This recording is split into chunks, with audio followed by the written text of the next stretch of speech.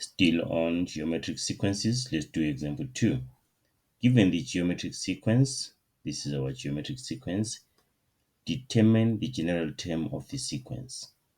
So what are we finding here? We're finding Tn, and then we're told that this is a geometric sequence. So we're going to use our formula. Tn is equal to a times r to the power n minus 1. Then what we have from the information, we have a is equal to 1 over 3. We can get r, because r is t2 divided by t1, or t3 divided by t2. So it becomes r is equal to 1 over 9 divided by 1 over 3. Remember, when dividing fractions, we tip in times. So it's going to be 1 over 9 times 3 over 1.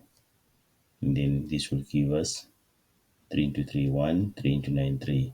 This will give us 1 over 3. Even if you use these two, you can say 1 over 27 times 9 over 1. 9 into 9, 1, 9 into 27, 3. We're still getting 1 over 3. So our ratio is 1 over 3. What else do we need? Well, we're done. We're finding Tn.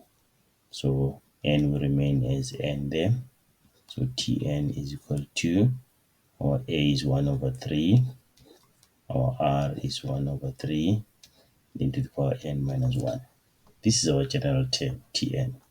But we can further simplify this using our exponential laws.